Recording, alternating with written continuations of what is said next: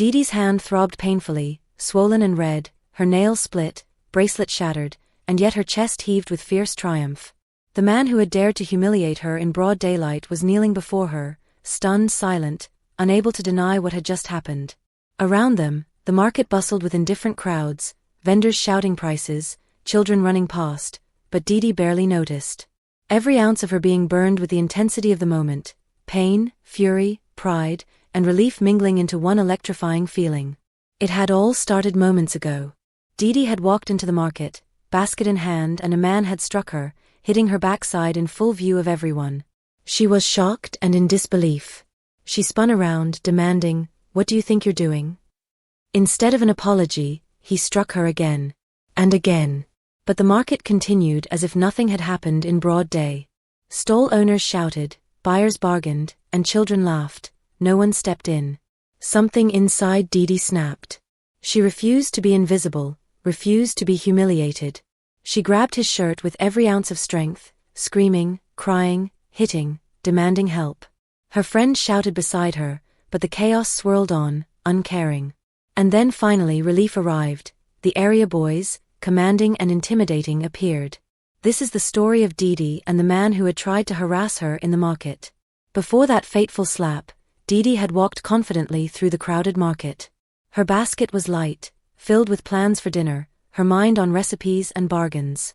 She smiled at familiar faces, exchanged greetings with vendors, and laughed softly with her friend who walked behind her.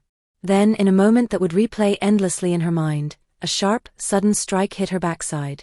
The force made her spin around instinctively. Her heart leapt, confusion colliding with disbelief. "What?" she gasped. "Why would you do that?" The man smirked, leaning closer. Before she could react, his hand struck her again. The slap was sharp, humiliating, and it stunned her in the middle of the crowded market. Her friend reached out, but Dede was beyond comfort. Her mind raced. How could someone think this was acceptable? How could the crowd just watch? The weight of humiliation pressed on her chest, a mixture of shock, fear, and anger. She looked around wildly, hoping for someone, anyone, to intervene. But all eyes slid past her, absorbed in their own transactions. The market's noise became a blur. Then, instinct took over. Rage flared in her chest, sharp and burning. "I will not let this man walk away. Not today. Not ever." She lunged forward, gripping his shirt, screaming at the top of her lungs. Her fists flew, her nails clawed, her tears streaked her cheeks. Every strike was fueled by defiance, by anger at injustice. The bystanders watched, frozen, as the scene escalated. And in the distance, a faint sound of authority approached, the rumble of area boys arriving, drawn by the chaos. Dede's voice pierced through the markets, "Help me. Someone please." Her cries were desperate. She refused to be invisible, refused to be ignored. Every slap she endured had fueled a fire inside her, a fire that would not be quenched by silence. She grabbed the man's shirt tighter, refusing to release him. Her friend joined her, shouting alongside her, trying to rally someone, anyone, to intervene. Sweat ran down Dede's temples, mingling with tears. The crowd continued its indifferent shuffle, people brushing past as if the scene were an illusion. Confusion mingled with outrage in Dede's mind. How can they watch and do nothing? Am I invisible? The question gnawed at her, but it also strengthened her resolve. With every heartbeat, she grew more determined. This was no longer just a fight, it was a stand for her dignity, her self-respect. She would not let him escape the shame he deserved. Her voice rose, sharper now, her screams cutting across the noise. Then finally, the deep, commanding voices of the area boys echoed from the distance. 3 men stepped into the market, their stance commanding attention, their eyes scanning the chaos. They were tall, muscular, and their presence radiated authority, making bystanders instinctively step aside. The man froze, suddenly aware that the fight had shifted entirely out of his control. Dede, breathing heavily, pointed toward him. "He hit me. He tried to humiliate me in front of everyone." Her voice trembled but did not break. Her friend confirmed every word, adding credibility to her account. The area boys already knew the man and also knew that he was a menace the market, always taunting women in the market. They believed her. They circled the man, their eyes cold and unyielding. "Kneel," one ordered, and the man, shaking, obeyed. They instructed Dede to take her revenge and do whatever she liked to him. She stood over him, fists clenched, adrenaline still surging, knowing the moment of reckoning had arrived.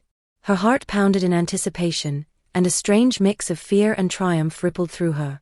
This was the moment she had been waiting for. Every blow, every insult, every act of neglect from the crowd had led to this confrontation. She would not falter. She would not allow her dignity to be stolen. The man knelt before her, a mixture of fear and disbelief etched into his face. Around them, the market seemed to fade into a blur, the voices and laughter distant as adrenaline took full control of her body. She struck him with a very dirty slap. Her nails split, her bracelet snapped under the force, and pain shot through her swollen hand. Yet, the slap landed perfectly. The man staggered, his smugness replaced by shame. Dede's chest heaved, her face streaked with sweat and tears. This is what happens when you think someone is invisible," she shouted, her voice a mix of anger, fear, and triumph. The area boys stepped back, nodding in approval. They had seen countless conflicts, but rarely had they witnessed such courage, such refusal to bow to humiliation.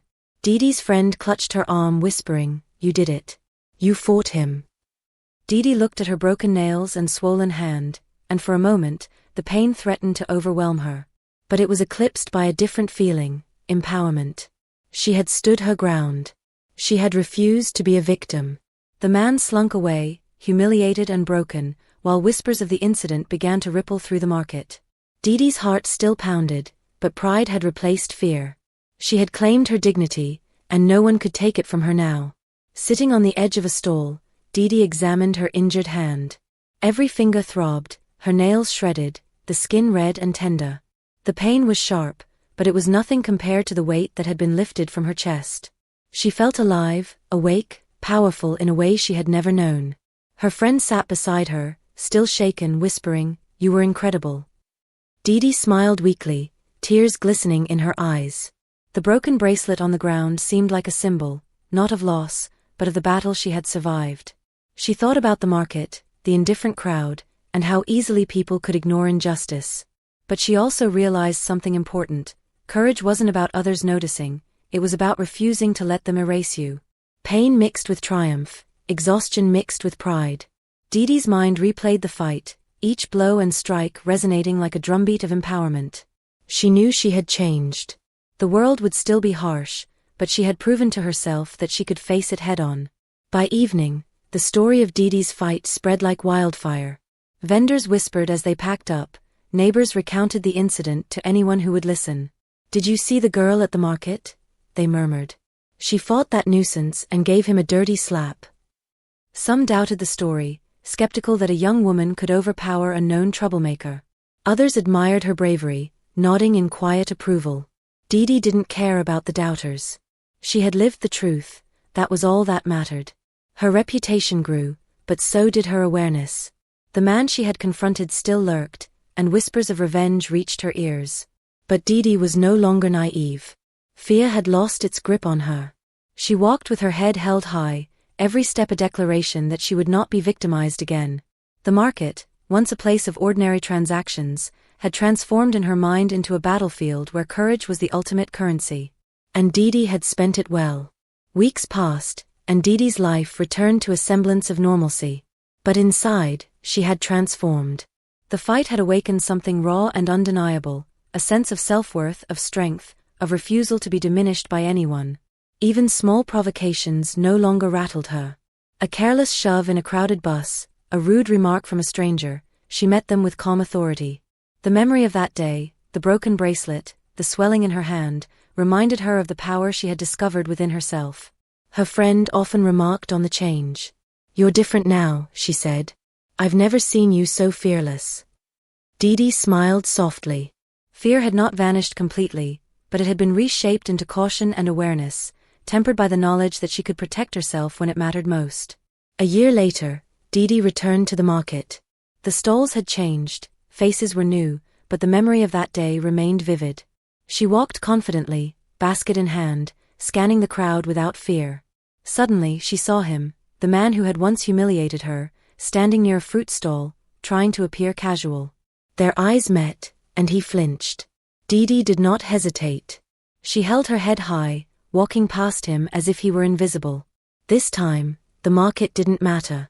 She no longer needed validation from anyone else. She had faced fear, humiliation, and violence, and emerged stronger, empowered, unbroken.